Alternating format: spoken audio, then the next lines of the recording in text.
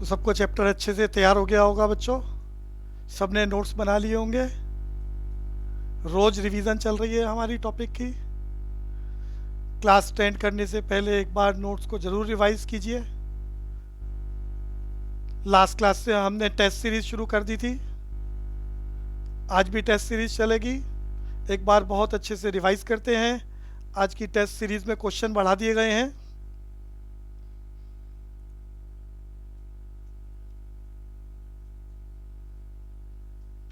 एक मिनट और वेट करेंगे, कुछ बच्चे और ज्वाइन कर रहे हैं क्लासरूम में।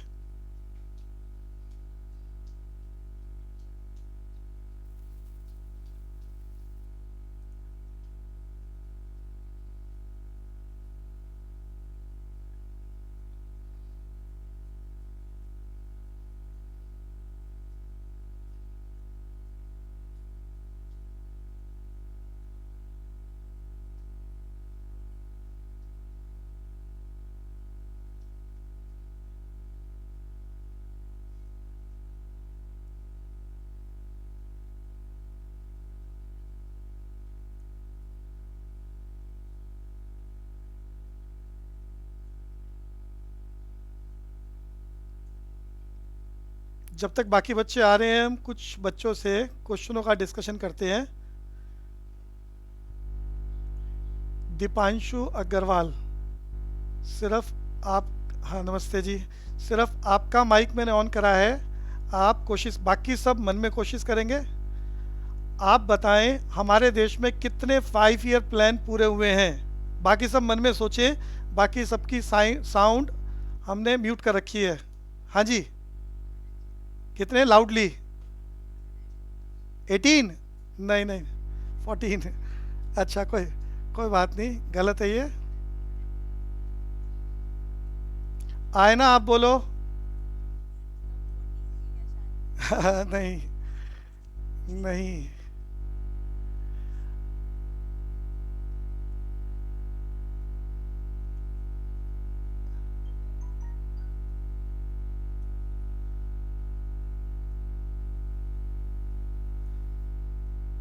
अनन्या, अच्छा आ गई नज़र। अनन्या आप बताओ। हाँ बिल्कुल परफेक्ट है, ये बिल्कुल बढ़िया है। 12 5 ईयर प्लान हमारे देश में हुए हैं बच्चों। उसके बाद हमारे 5 ईयर प्लान खत्म हो गए, सस्पेंड हो गए, और इसके बाद 15 ईयर प्लान चल रहा है आजकल हमारा। मोदी गवर्नमेंट जब टेन्योर 1 शुरू हुआ था, तब मोदी गवर्नमेंट ने यूनानिमसली 5 ईयर प्लान यानी प्लानिंग कमीशन को रिकॉन्स्टिट्यूट करा था। आपकी नॉलेज के लिए बता रहा हूँ, ये जो प्लानिंग कमीशन है इसको रिकॉन्स्टिट्यूट किया गया और इसका नया नाम रखा गया नीति आयोग। और इस नीति आयोग में जो प्लानिंग का काम था वो 5 ईयर से चेंज करके 15 ईयर्स कर दिया गया। 2014 14-15 चल रहा था जब पहला इलेक्शन हुआ था मोदी गवर्नमेंट का, वो जीते थे। अभी सेकेंड टर्म चल रहा है ये। तो तब से 5 ईयर प्लान का प्रोग्राम खत्म होकर उसकी जगह 15 ईयर प्लान चल रहा है। और इसी प्लानिंग कमीशन को हिंदी में नया नाम इसको रिकॉन्स्टिट्यूट कर दिया, इसकी पावर्स चेंज कर दी और इसे बोला गया नीति आयोग।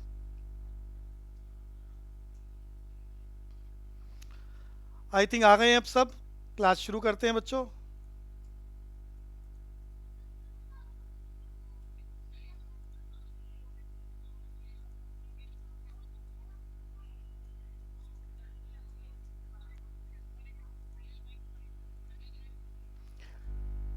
जितना अब तक कराया एक बार रिवाइज करते हैं, फिर टॉपिक को आगे चलाएंगे। आज टेस्ट सीरीज में हमने 10 क्वेश्चन रखे हैं। कोशिश करेंगे सबका बढ़िया पार्टिसिपेशन रहे, थोड़ा फास्ट सबमिट करेंगे और फिर हम डिस्कशन करेंगे। मेरे पास डिटेल आ रही है हर बच्चे की कि किसने कैसा अटेम्प्ट पुरानी क्लासेस में किया। तो हम नाम लिए बगैर फिर बाद में जब डिस्कशन करेंगे तो आप देखना कहाँ कमियां हैं और उसे ठीक किया जाए। मैं ऑलरेडी आपको बता चुका हूँ, हमारा इस चैप्टर के बाद बस 1-2 क्लासेस में ख़त्म करेंगे, फिर हम मैक्रो इकोनॉमिक्स का पहला चैप्टर नेशनल इनकम शुरू करेंगे। बच्चों, macro economics in comparison of Indian economy ज़्यादा टेक्निकल है। प्रैक्टिकल थ्योरी अंडरस्टैंडिंग के लिए समय भी ज़्यादा चाहिए, तो हम इसके बाद साइमल्टेनियसली दूसरी बुक को भी लेंगे।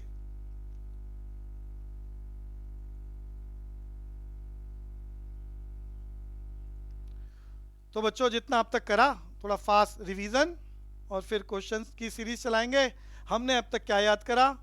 कुछ बच्चों की अंडरस्टैंडिंग बहुत बढ़िया, कुछ बच्चों की अभी भी कंफ्यूजन है, उसे याद करें। कारण उनका लेट ज्वाइनिंग का भी है और कुछ बच्चे क्लास में सीरियस नहीं हैं।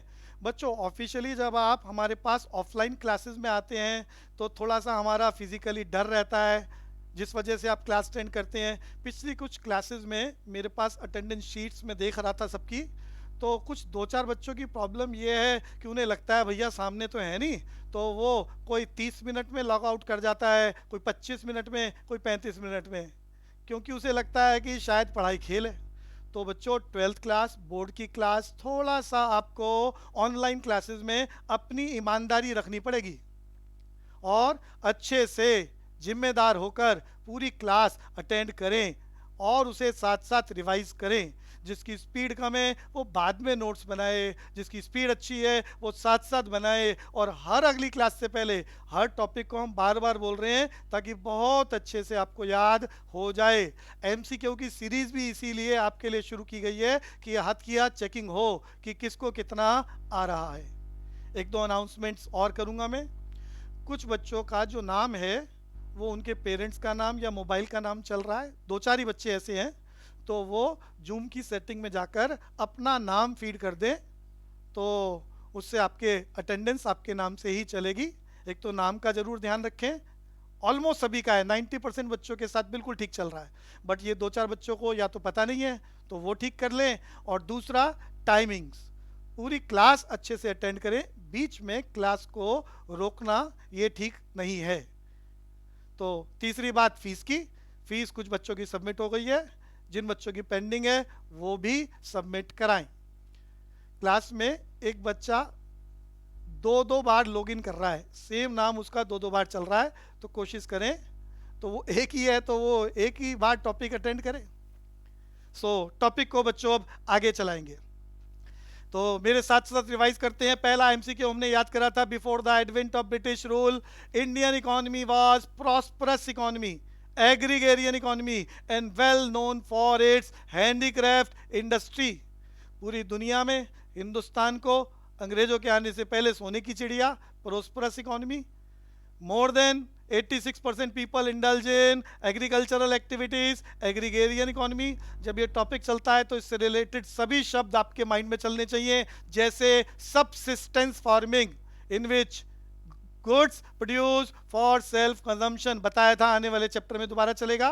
Well known for its handicraft industry, पूरी दुनिया में फेमस थे, हमारा एक्सपोर्ट बहुत ज़्यादा होता था हैंडीक्राफ्ट इंडस्ट्री से रिलेटेड गुड्स का। अगली बात हम लोगों ने याद करी, the basic purpose of British rule क्या था? Was to use Indian economy as the feeder economy for the development of British economy. याद रखना हिंदुस्तान में ब्रिटिशर्स कब से आए थे, एमसीक्यू में पूछा जा सकता है। हमने बताया था फर्स्ट बैटल ऑफ प्लासी कब हुई थी? 1757। फिर next battle, battle of Buxar, कब हुई थी? 1764। माइंड में चलना चाहिए। और इस तरह से चलते चलते 1857 की बात कर रहा हूं, ध्यान से सुनना बच्चों। 1757 से अंग्रेजों ने हिंदुस्तान पे अटैक करने का काम, कब्जा करने का काम शुरू करा और 1857 तक अंग्रेजों का एक खेल ईस्ट इंडिया कंपनी के हाथ में था, ईस्ट इंडिया कंपनी। और 1857 में हिंदुस्तान में रिवोल्ट हुआ, बहुत सारे राजा नाराज थे, किसान नाराज थे, सोल्जर्स नाराज थे, सबके कारण अलग अलग थे। सोल्जर्स, हिस्ट्री आपने पढ़ी होगी, सोल्जर्स के नाराज होने का कारण एनफील्ड राइफल था बच्चों, एक विशेष प्रकार की नई राइफल ब्रिटिशर्स ने इंट्रोड्यूस करी थी, जिसमें जो बारूद भरा जाता था उस बारूद के खोल में उसके बारूद के कवर को गाय और सुअर की चर्बी से बनाया जाता था, जो हिंदुओं और मुसलमानों के धर्म के खिलाफ था। तो वो सोल्जर्स जो हिंदू और मुस्लिम थे उन्होंने बगावत कर दी, राजाओं का एक्सप्लॉयटेशन हो रहा था इसीलिए रूलर्स ने बगावत कर दी थी। पीजेंट्स, किसान, किसानों का जमींदारों द्वारा एक्सप्लॉयटेशन हो रहा था, उन्होंने बगावत कर दी थी।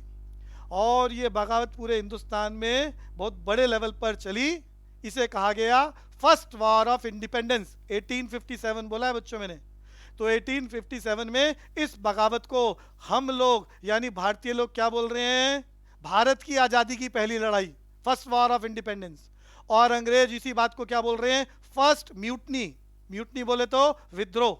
तो अंग्रेजों के लिए ये पहला विद्रोह था और भारत के लिए ये आज़ादी की लड़ाई थी। और यहां से ईस्ट इंडिया कंपनी ने 1857 में ये सारा सिस्टम पूरे इंडिया का हैंडओवर कर दिया ब्रिटिश एम्पायर को। और यहां से फिर 1947 तक ब्रिटिश एम्पायर ने यानी यूके ने, ब्रिटेन ने इसको कंट्रोल करा। तो ये सब डिटेल, इसीलिए एमसीक्यू में ज्यादा डिटेल होनी चाहिए, नहीं तो क्वेश्चन अटेम्प्ट नहीं हो पाएंगे। तो मालूम होना चाहिए बहुत अच्छे से। तो हम वापस आते हैं अगले शब्द पर। अगला क्वेश्चन हमने याद करा था, the feature of Indian economy on the eve of independence. 3 से 4 नंबर के लिए कोई 3 से 4 हेडिंग एक्सप्लेन करनी है और आपको कोई इंडिविजुअल क्वेश्चन एमसीक्यू में ना आ जाए, इसके लिए सारे फीचर्स पता होने चाहिए। मन में मेरे साथ साथ रिवाइज कर रहे हैं और क्रोनोलॉजिकल ऑर्डर में सीक्वेंस नहीं बदलेंगे। Stagnant economy, backward economy, agricultural backwardness, industrial backwardness, rampant poverty, poor infrastructure, heavy dependence on import, limited urbanization, semi feudal economy and colonial economy, सबके मन में टॉपिक चलना चाहिए। और बिना देखे हेडिंग्स को आप बोल पाएं तो ज़्यादा अच्छा रहेगा। ऑफलाइन क्लासेस में तो मैं हर दूसरे बच्चे के साथ ये हेडिंग की सीक्वेंस चेक करता, तो ऑनलाइन क्लासेस है, कुछ लिमिटेशंस हैं, बट आपको अपनी जिम्मेदारी समझते हुए थोड़ा ज़्यादा काम करना होगा। तो स्टैग्नेंट इकोनॉमी में हमने चर्चा करी थी किसकी, नेशनल इनकम या जीडीपी की ग्रोथ रेट कितनी चल रही थी, 2% पर एनम, जो बहुत कम है, जिसकी वजह से हम क्या कह रहे थे, स्टैग्नेंट इकोनॉमी। बैकवर्ड इकोनॉमी में हम बात कर रहे थे growth rate of per capita income which was approximately 0.5% per annum. Agricultural backwardness चल रही थी जब due to introduction of land settlement system और zamindari system. Industrial backwardness, handicraft industry बर्बाद हो गई थी और कोई कैपिटल गुड्स इंडस्ट्री स्टार्ट नहीं करी अंग्रेजों ने, पढ़ा हुआ है, पैराग्राफ चल रहे हैं हमारे। रैम्पेट पॉवर्टी, एग्रीगेरियन इकोनॉमी में सबसिस्टेंस इकोनॉमी खत्म कर दिया, कैश क्रॉप इंट्रोड्यूस कर दिया और ड्रेन ऑफ इंडियाज वेल्थ को बढ़ाने का काम करा, तो पॉवर्टी और बढ़ी। पुअर इंफ्रास्ट्रक्चर, इंफ्रास्ट्रक्चर के सिर्फ उन्हीं एरियो को फोकस किया गया जिससे drain of India's wealth maximise किया जा सके। हैवी डिपेंडेंस ऑन इंपोर्ट, तो हमारे हैंडीक्राफ्ट इंडस्ट्री को खत्म करने के बाद हमारे Indians bound to purchase finish goods from the Britain, तो हैवी डिपेंडेंस ऑन इंपोर्ट। ज्यादातर लोग गांवों में रहते थे तो लिमिटेड अर्बनाइजेशन, तरक्की नहीं हो पाई। And semi feudal mixture of capitalism and feudalism. और कॉलोनियल में हमने एक्सप्लॉयटेशन की बात करी थी, हिंदुस्तानी गुड्स पर हैवी टैक्स इंपोज करे गए और ब्रिटिश गुड्स को ड्यूटी फ्री कर दिया गया ताकि drain of India's wealth maximise हो सके। एग्रीकल्चर सेक्टर हमारा दूसरा बड़ा क्वेश्चन, 3 से 4 नंबर वाला। हमने 4 हेडिंग याद करी, land settlement system, commercialisation of agriculture, low level of productivity and scarcity of investment. इन सबके हमने डिटेल पैराग्राफ भी लिखे याद करे, बट हर क्लास में डिस्कशन कर रहा हूं, कई दिनों से टॉपिक चल रहा है, बस 1 और 2 क्लासेस में चैप्टर को पैकअप जरूर किया जाएगा, लेकिन ये डिस्कशन हमारे अगले चैप्टरों में भी चलेगा थ्रू द टेस्ट सीरीज, तो वो आपको याद रखना पड़ेगा। तो लैंड सेटलमेंट सिस्टम में बताया था, all the profit out of agricultural activities went to zamindar in the name of lagan, but they did nothing for the improvement of agricultural condition. Commercialisation of agriculture में हमने क्या याद करा था, crops were produce for sale in the market rather than for self consumption. Self consumption किसकी, food crop. Cash crop के example भी यहाँ याद रखना, कैश क्रॉप्स किसे कहा जाता है, cotton, jute, sugar, indigo etcetera. तो यहां पर हमने याद करा था, the crops were produced for sale in the market rather than for self consumption. Farmers were induced by higher price for producing cash crop rather than food crop which could be utilized by the Britishers as a raw material in their British industries. Low level of productivity में बच्चों हमने तैयार करा था low level of technology, lack of irrigation facilities and negligible use of fertilisers resulted low level of productivity. यहाँ हमने technological upgradation की बात करी जो आने वाले चैप्टर में पढ़ेंगे, मिड 60s में आ रहा है, किस नाम से? Green revolution. क्या याद करा था? Father of green revolution M S Swaminathan. Meaning याद करा था, क्या था? Introduction of high yielding variety of seeds to increase the production of wheat and rice, बोले तो food crops. Scarcity of investment, poverty बहुत ज़्यादा, तो लोगों के पास इन्वेस्टमेंट करने के लिए पैसा नहीं था जिससे एग्रीकल्चरल कंडीशन को इम्प्रूव किया जा सके। तो हमने याद करा था India's agriculture was facing scarcity of investment like terrace farming, flood control, drainage etcetera.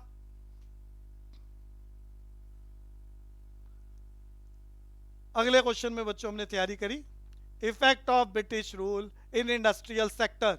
5 heading, decline of handicraft industry, adverse effect of decline the handicraft industry, lack of capital goods industry, low contribution to GDP. GDP बोले तो gross domestic product या national income लिख सकते हैं। Limited role of public sector, तो British government systematically decline the handicraft industry to fulfil two motive. Number 1 क्या था बच्चों? मन में बोले, to get raw material from India at cheap rate. Number 2 to sell finish goods of British industries in Indian market at higher price. इसका adverse effect क्या पड़ा था बच्चों? हिंदुस्तान में अनएम्प्लॉयमेंट तेजी से बढ़ा, इंक्रीज इन अनएम्प्लॉयमेंट। दूसरा, Indians bound to purchase finish goods from the Britishers, तो इंपोर्ट बढ़ गया, ये हमने इफेक्ट याद करा। Lack of capital goods industry, there was hardly any capital goods industry and British rulers did not pay any attention for their promotion. यहाँ capital goods industry को promote करने के लिए आने वाले चैप्टरों में हम पढ़ेंगे क्या इंट्रोड्यूस हुआ, आईपीआर 1956। आईपीआर बोले तो इंडस्ट्रियल पॉलिसी रेजोल्यूशन 1956, जिसमें भारत सरकार ने स्टील प्लांट लगाए थे राउरकेला, भिलाई, दुर्गपुर, बोकारो, जिसके चलते एक स्ट्रॉन्ग कैपिटल बेस इंडस्ट्री का तैयार हुआ। अगला topic, low contribution to GDP, तो जीडीपी बोले तो नेशनल इनकम में इंडस्ट्रियल सेक्टर का कंट्रीब्यूशन कम था। हमने याद करा था the growth rate of new industrial sector and its contribution to GDP remains very low, और public sector limited only to road railways. ये इंपॉर्टेंट एरिया है।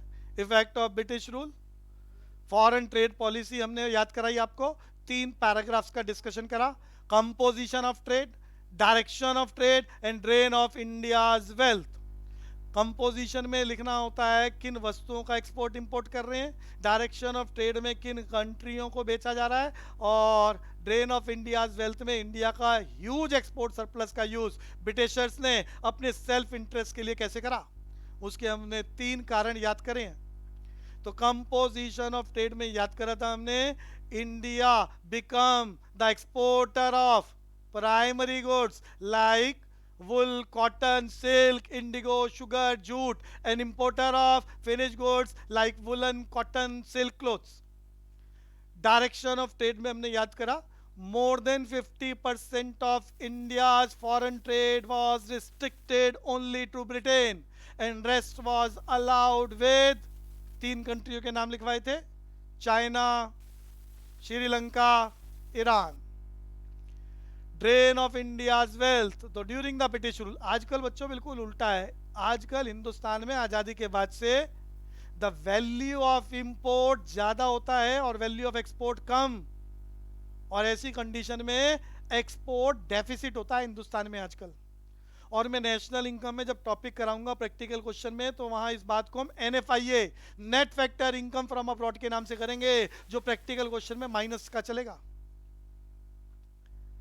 तो आजादी से पहले हिंदुस्तान का एक्सपोर्ट वैल्यू ज्यादा था, इंपोर्ट वैल्यू कम, so there was huge export surplus, जिसका यूज ब्रिटिशर्स ने अपने सेल्फ इंटरेस्ट के लिए करा।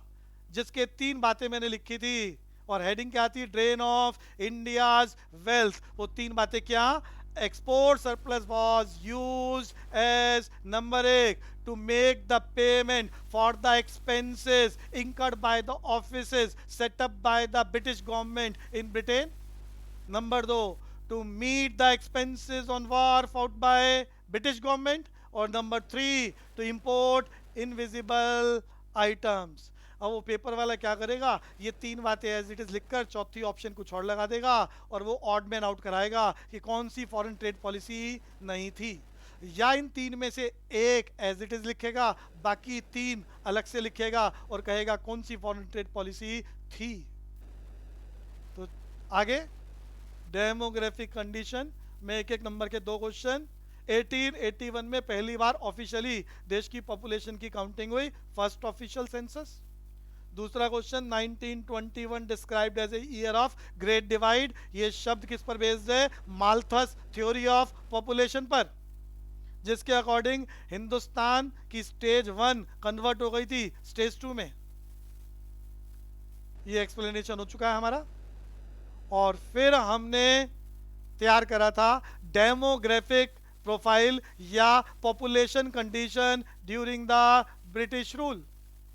यहां हमने 6 हेडिंग्स याद करी थी, कोशिश करें सीक्वेंस ना बदले।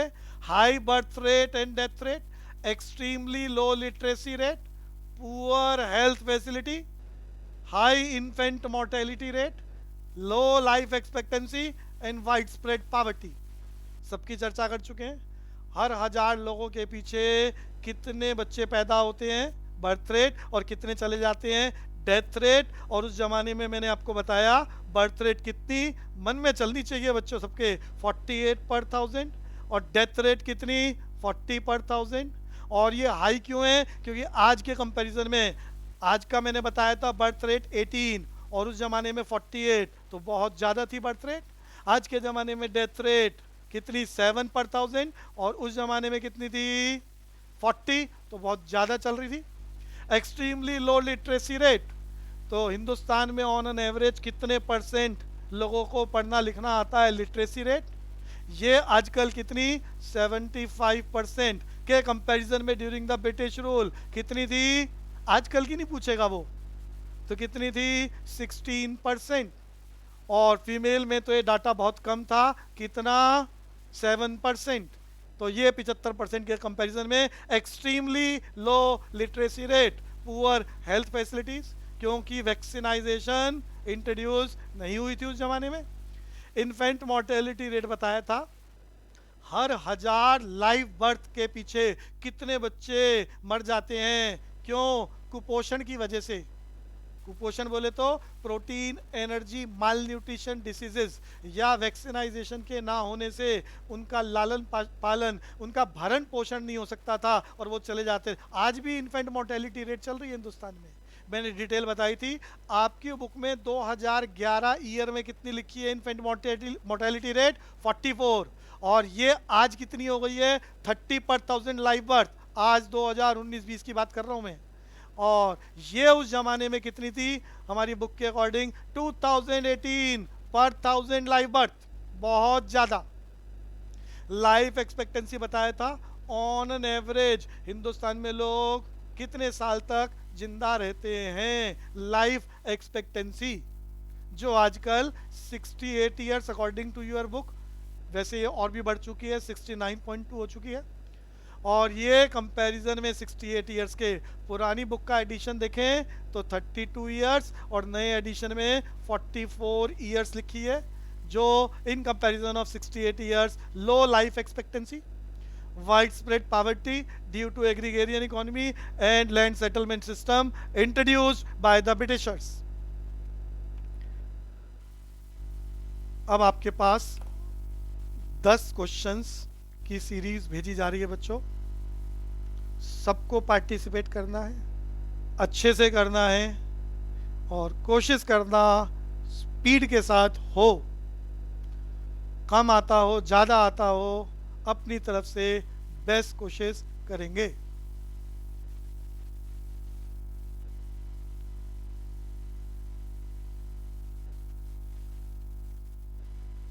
तो ये रहे क्वेश्चन आपकी स्क्रीन पर। टाइम स्टार्ट होता है, ध्यान से करें।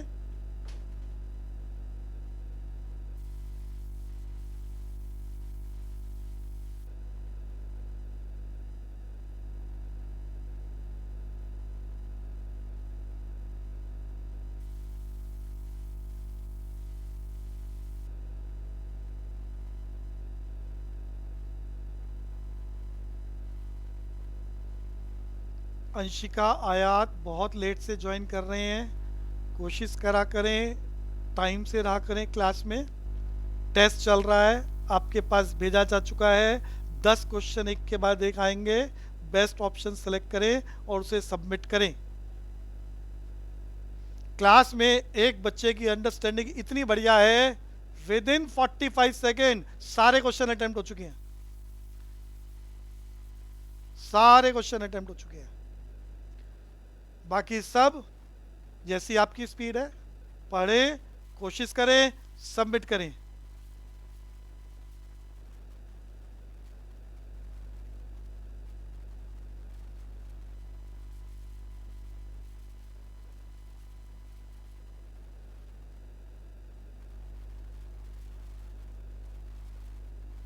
आयात, अंशिका को दोबारा बोल रहा हूं, टाइम से रहा करें, बच्चों लेट ना आया करें। हम 5 मिनट तक क्लासरूम में वेट करते हैं, कोई भी आना चाहे, ताकि वो टाइमली एंटर कर जाए। 2-4 मिनट वेट है, लेट हो तो भी कोई दिक्कत नहीं है।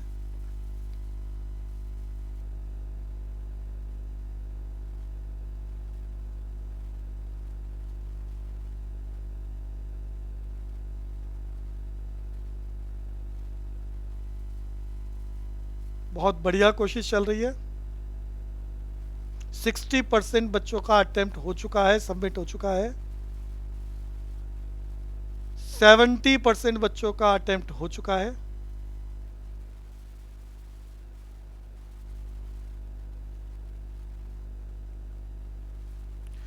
उमंग 5:30 ज्वाइन कर रहा है भाई। आज पहली क्लास है और उसमें भी हाफ एन आवर लेट। कोशिश करा करें, टाइम से रहें, ताकि टॉपिक की अंडरस्टैंडिंग बढ़िया रहे, साथ साथ रिवाइज कर सकें। अभी आपकी स्क्रीन पर एक टेस्ट चल रहा है 10 क्वेश्चन का। उमंग को बोल रहा हूं, रीड करें, जैसा आपको लगता है सही ऑप्शन टिक करें, थोड़ा फास्ट करें और उसे सबमिट करें। ये टेस्ट सीरीज हर क्लास में हम चलाएंगे। चैप्टर आगे बढ़ते जाएंगे, लेकिन पुराने चैप्टरों से भी क्वेश्चन रखेंगे।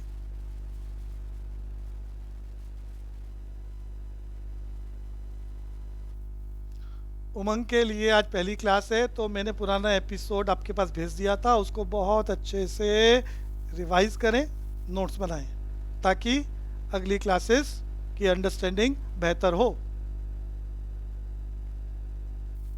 90% बच्चे अटेम्प्ट कर चुके हैं, बढ़िया स्पीड, जल्दी से करें।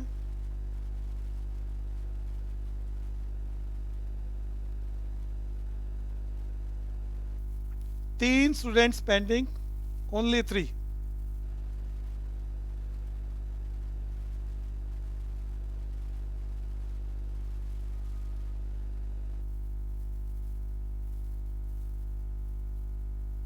सिर्फ एक स्टूडेंट बचा हुआ है, जल्दी से सबमिट करें इसको।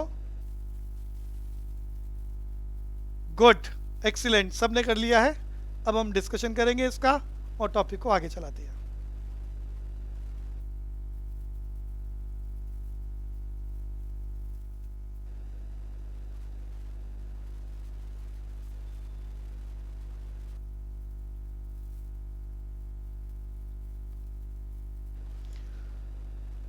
तो एक एक करके देखते हैं बच्चों। जिसका गलत है वो ध्यान से सुनना, एक्सप्लेनेशन करूंगा, ताकि वो अगली क्लासेस में टेस्ट आए तो वो सही अटेम्प्ट कर पाएं।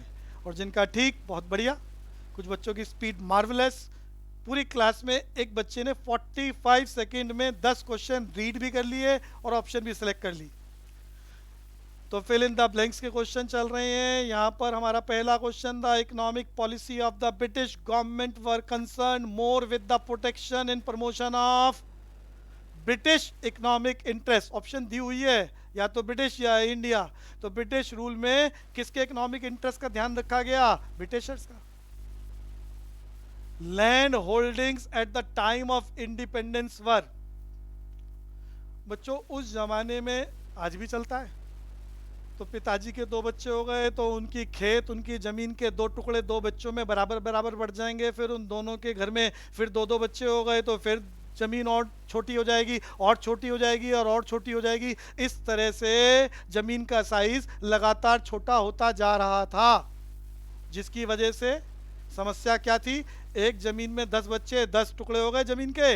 अब वो 10 के 10 लोगों को इन्वेस्टमेंट चाहिए, 10 ट्यूबवेल्स की, 10 ट्रैक्टर की, और वो सब मैनेज नहीं हो पाता था। गरीबी बढ़ती थी और प्रोडक्शन कम होता था। बड़ी problem. Land holdings at the time of independence कैसी थी? छोटे छोटे जमीन के टुकड़े थे, फ्रेगमेंटेड, जिसको सॉल्व करने के लिए आज़ादी के बाद एक रिफॉर्मर था जिसने बहुत बड़ा रेवोल्यूशनरी सिस्टम चलाया था, जिसे कहा गया कंसोलिडेशन ऑफ होल्डिंग। और ये किसने चलाया था? नाम सुने और याद करें, विनोबा भावे, महात्मा गांधी का भक्त था विनोबा भावे। इसने हिंदुस्तान में बहुत बड़ा रेवोल्यूशन चलाया था आज़ादी के बाद। और इसी आदमी की वजह से एक और बड़ी बात बता रहा हूं, इसी आदमी विनोबा भावे की बात करिए की वजह से हिंदुस्तान में एक फंडामेंटल राइट था, ओरिजिनल कॉन्स्टिट्यूशन में जब बना था, राइट टू प्रॉपर्टी, संपत्ति का अधिकार। ये आज हिंदुस्तान का फंडामेंटल राइट नहीं है। जो संविधान बनाते हुए फंडामेंटल राइट रखा गया था, एक फंडामेंटल राइट हमारा कम हो गया है और वो यही था, संपत्ति रखने का अधिकार। राइट ये अभी भी है, लेकिन आज ये सिर्फ एक लीगल राइट है। आप अपनी जमीन के मालिक हो तो कोई दूसरा आपसे जमीन छीन नहीं सकता, छीन ले तो आप कोर्ट में जा सकते हो, लेकिन सरकार देश की इंटीग्रिटी के चलते आपकी जमीन छीनना चाहे तो छीन सकती है, क्योंकि अब ये फंडामेंटल राइट नहीं रहा। विनोबा भावे ने इस फंडामेंटल राइट को सस्पेंड कराने के लिए क्या दलील दी थी?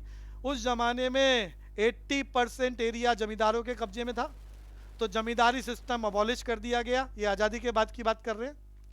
और विनोबा भावे के कहने से ज़्यादा जमीन जिन जिन मालिकों के पास थी, उनकी मिल्कियत लैंड रिफॉर्म्स में हम पढ़ेंगे आने वाले चैप्टर में, ख़त्म कर दी। और जो उस ज़मीन को जोत रहे थे, जो कल्टीवेट कर रहे थे, लैंडलेस लेबरर्स, उनको मालिक बना दिया गया।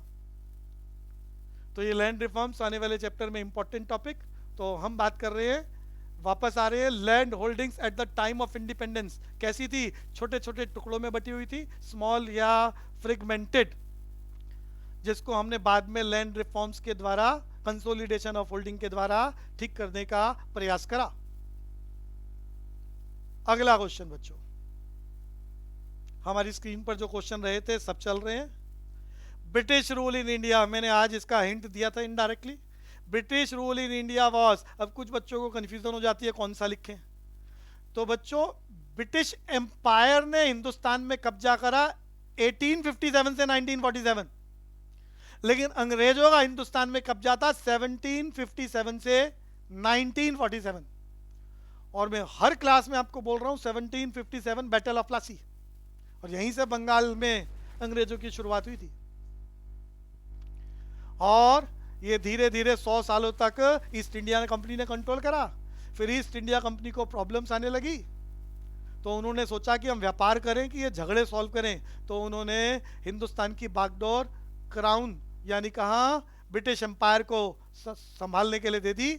और 1857 से ऐसा हुआ, और 1857 को हमने क्या नाम दिया यहाँ पर? फर्स्ट वॉर ऑफ इंडिपेंडेंस, ऐसा हम बोल रहे हैं। उन्होंने कहा ये विद्रोह है। तो British rule in India was from 1757 to 1947। Land settlement system prevailing during the British period was, तो मालूम ही है लैंड सेटलमेंट सिस्टम कैसा था, जिससे ज्यादा से ज्यादा रूरल एरिया में एक्सप्लॉयटेशन किया जा सके थ्रू द जमींदारी सिस्टम। ये कोऑपरेटिव सिस्टम तो आजकल का है, जिसमें सरकार क्या करती है? Consolidation of holding. सरकार कहती है आप गांव में 40 मालिक छोटे छोटे जमीन के टुकड़े, गरीब हैं, 40 ट्यूबवेल नहीं लगा सकते, पैसा नहीं है, 40 ट्रैक्टर नहीं खरीद सकते, तो आप लैंड को कंसोलिडेट कर लो एक साथ और एक ट्यूबवेल से, एक ट्रैक्टर से काम चला लो, यानी कोऑपरेटिव सिस्टम, ताकि कम इन्वेस्टमेंट और बाद में जो प्रोडक्शन आए वो सभी अपने लैंड के शेयर के बराबर का प्रोडक्शन लेके चले जाए।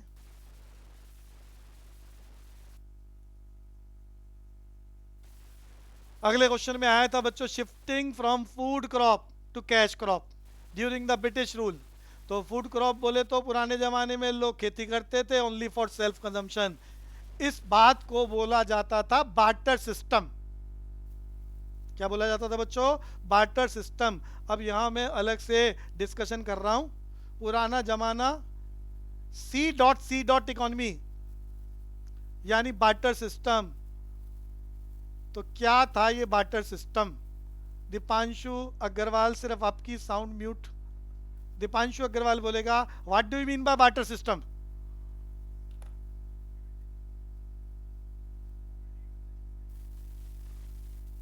है जी?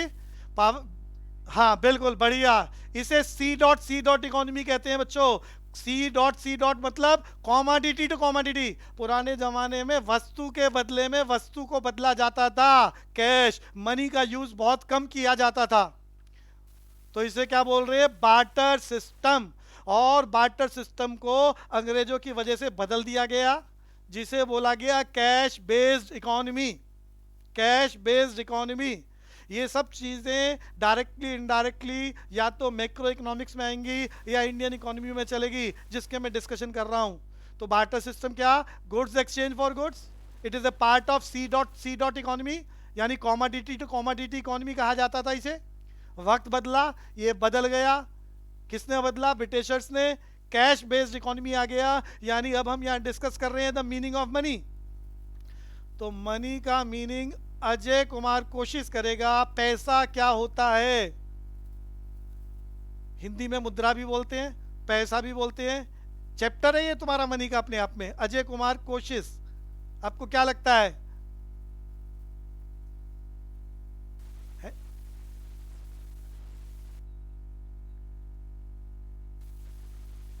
अनुषा बोलेगी, अनुषा। अनुषा मनी।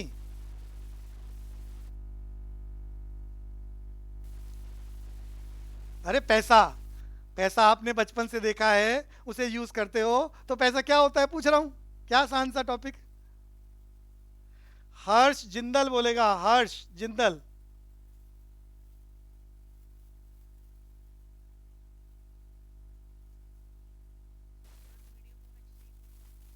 हाँ इसने तो फंक्शन बोला है, इसने पहला इंपॉर्टेंट फंक्शन बोला है, मीनिंग नहीं बोला है। इसका पहला फंक्शन है मीडियम ऑफ एक्सचेंज, लेकिन बहुत बढ़िया बोला है।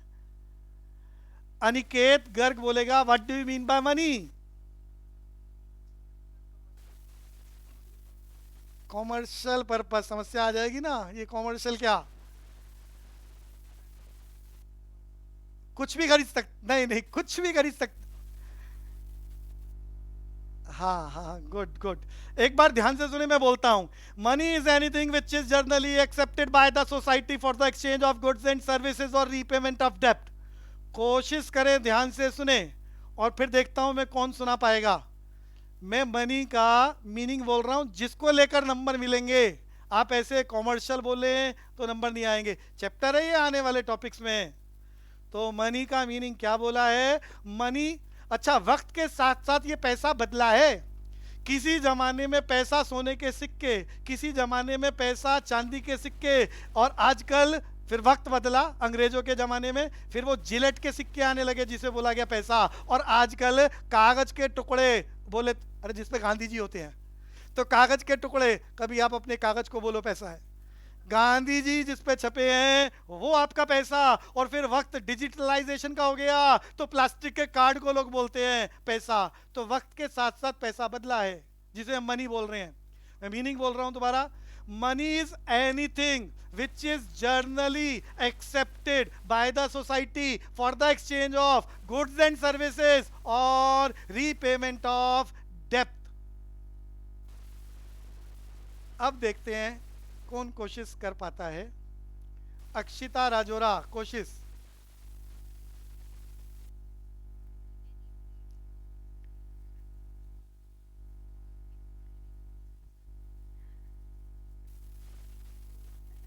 बढ़िया कोशिश है। अनन्या,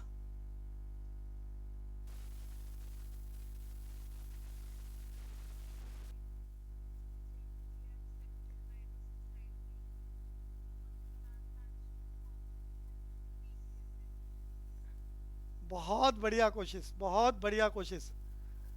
स्वयं बजाज, स्वयं बजाज।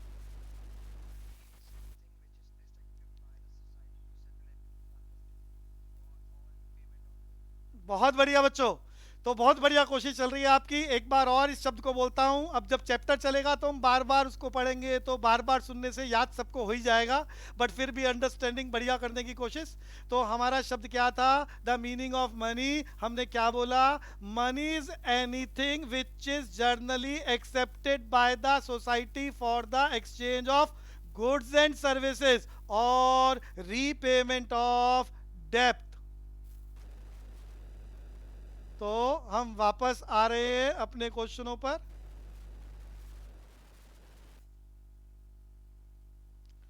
तो अगले क्वेश्चन पर चलते हैं। तो यहाँ क्या चल रहा था? Shifting from food crop to cash crop during the British rule was the result of commercialisation of agriculture. आज भी हमने ये डिस्कशन करा था, कॉमर्शलाइजेशन ऑफ एग्रीकल्चर, जिसमें फूड क्रॉप से हम कैश क्रॉप में शिफ्ट हो रहे हैं। एग्जामिनर आपसे कैश क्रॉप के एग्जांपल मांग सकता है, मैंने आज भी डिस्कस करा। कौन सी industry suffered the most under the British rule? तो कौन सी इंडस्ट्री सबसे ज्यादा सफर्ड हुई थी? हम याद कर चुके हैं, हैंडीक्राफ्ट इंडस्ट्री को ब्रिटिशर्स ने सिस्टमेटिक तरीके से डिस्ट्रॉयड करा था। दो कारण आपके मन में हैं: to get raw material from Indian market at cheap rate, to sell finish goods of British industries in Indian market at higher price. और इसके इफेक्ट भी आपने याद करे। क्या इफेक्ट पड़ा इसकी वजह से? इंपोर्ट बढ़ गया फ्रॉम द ब्रिटिश गवर्नमेंट या फ्रॉम द ब्रिटिशर्स। और दूसरा क्या इफेक्ट पड़ा? हमारे देश के लोग बेकार हो गए, यानी अनएम्प्लॉयमेंट। बच्चों ये सब अब अनएम्प्लॉयमेंट अपने आप में चैप्टर में बहुत डिटेल में चलने वाला है, उसके टाइप्स चलने वाले हैं। मैंने पिछली क्लासेस में चर्चा करी थी द मीनिंग ऑफ अनएम्प्लॉयमेंट। तो त्र्यंबी खोरवाल, अनएम्प्लॉयमेंट मीनिंग बोलने की कोशिश करनी है, मैंने बताया था। त्र्यंबी खोरवाल, साउंड मैंने अनम्यूट कर दी है त्र्यंबी की। ट्विंकल मल्होत्रा,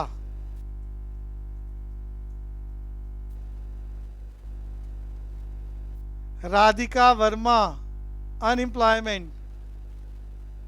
हाँ,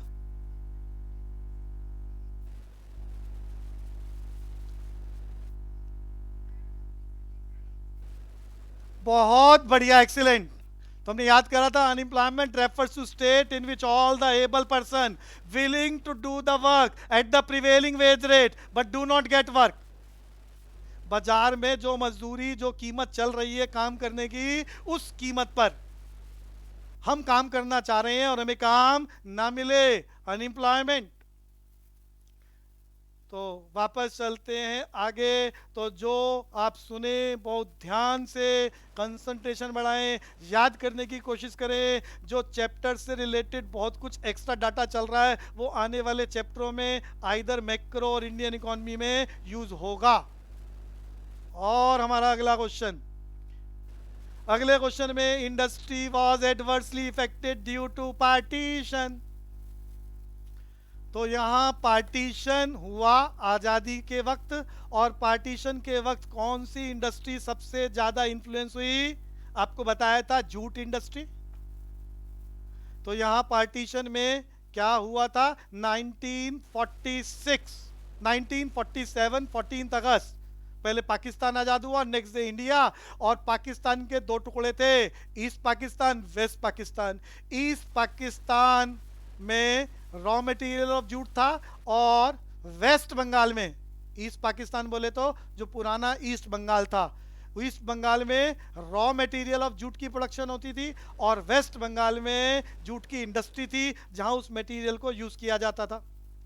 और पार्टीशन की वजह से मटेरियल आना बंद हो गया और jute industry was adversely affected due to partition. अब यहां मैं क्वेश्चन पूछ रहा हूं आपसे,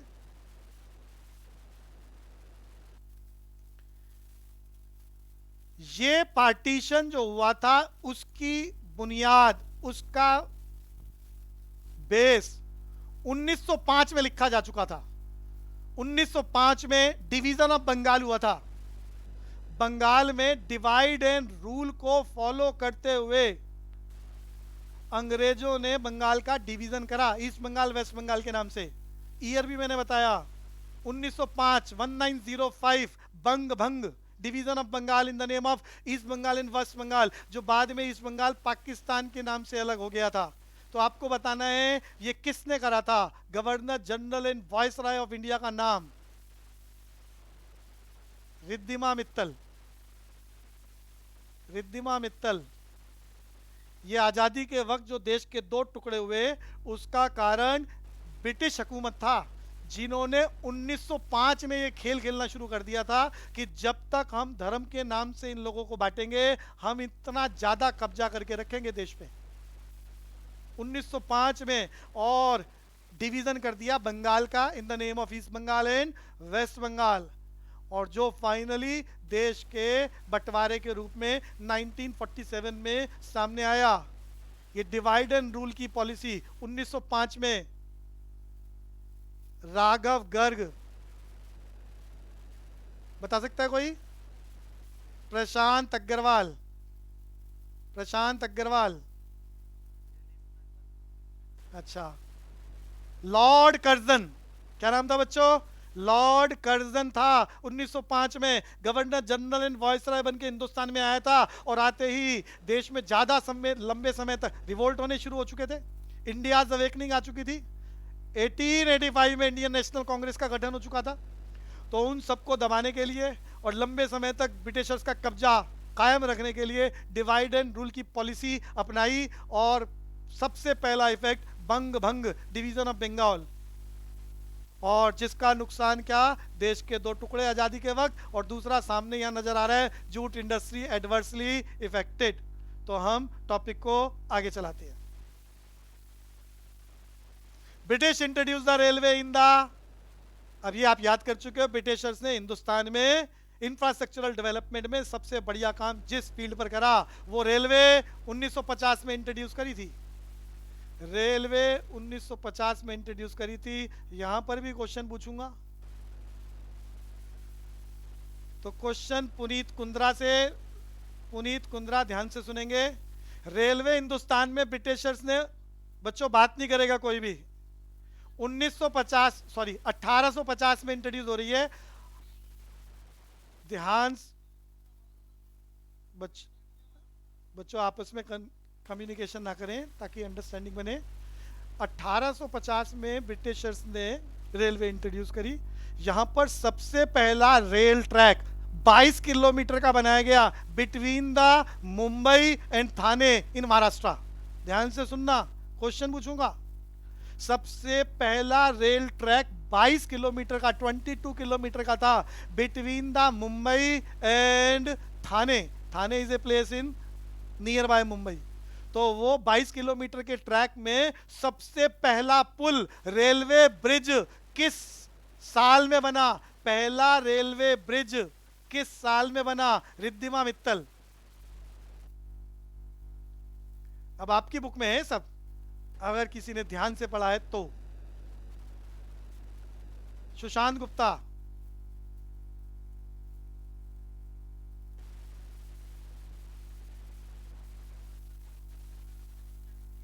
अनन्या बोलेगी। अनन्या है जी 18,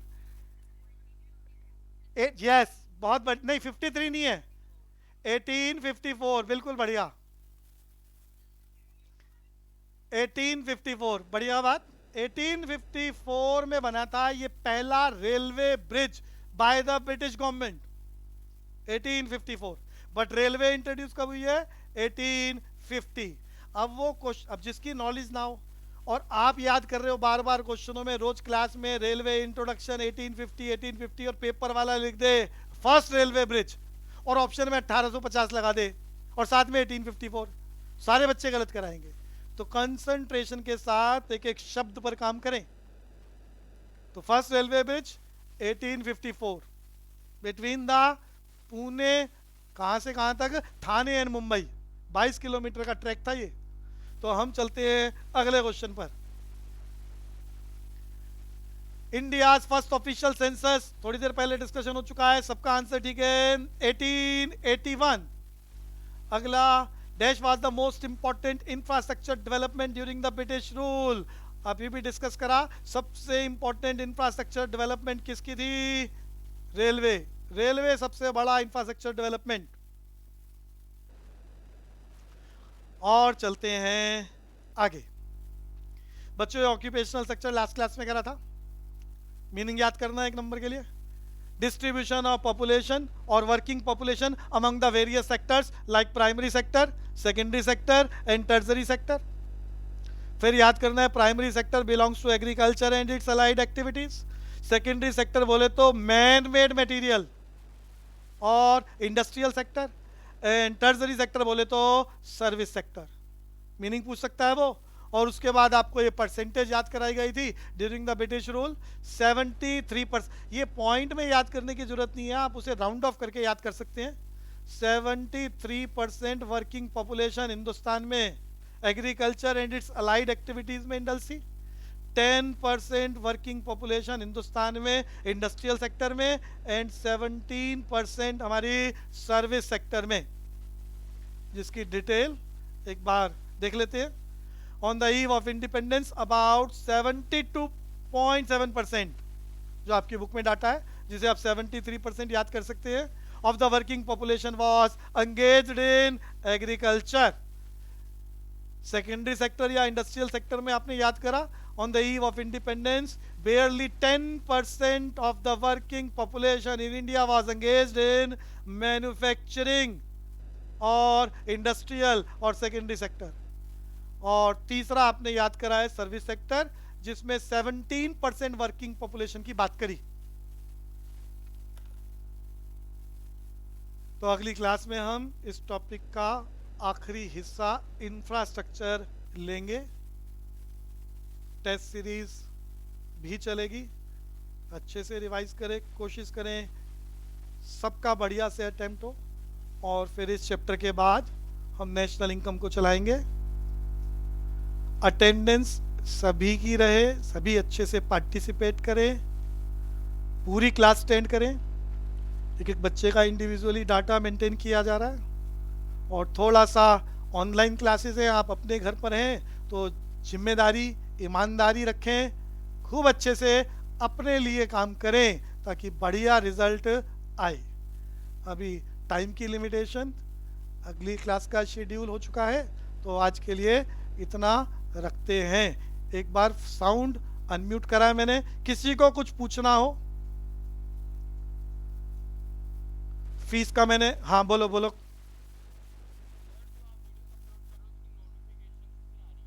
बच्चों, वीडियो तो मैं सिर्फ एक दो क्लासेस के लिए भेज रहा हूं। अब ये लाइव क्लास हो रही है, इसके वीडियो आपके पास नहीं आएंगे।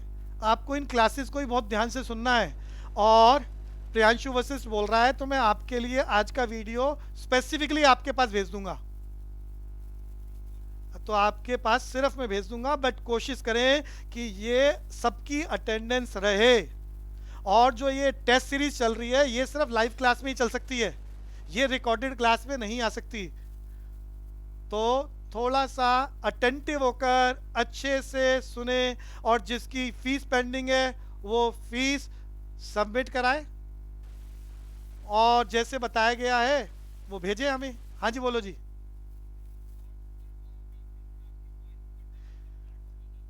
बच्चे, वो थोड़ा सा ना डाटा प्रॉब्लम, एक्चुअली में हिंदुस्तान है, अब हिंदुस्तान में प्रॉब्लम तो आ गई वैश्विक महामारी की, लेकिन डाटा अपग्रेडेशन टेक्नोलॉजिकल प्रोग्रेस चल रहा है, तो ये थोड़ा सा स्नेरियो रहता है। तो वो कोशिश करो आप, और जिसको भी ऐसी कोई प्रॉब्लम हो कोई बीच में डाटा डिस्कनेक्ट हो जाए, तो वो मुझे मैसेज भेज कर ना, मैं सिर्फ उस बच्चे को उस क्लास का लिंक जरूर भेजूंगा ताकि उसकी पढ़ाई का डिस्टरबेंस ना हो। तो आप ये वीडियो दोबारा देख लेना, मैं आपके पास भेज दूंगा रात तक। ओके बच्चों, आज के लिए इतना। जय हिंद।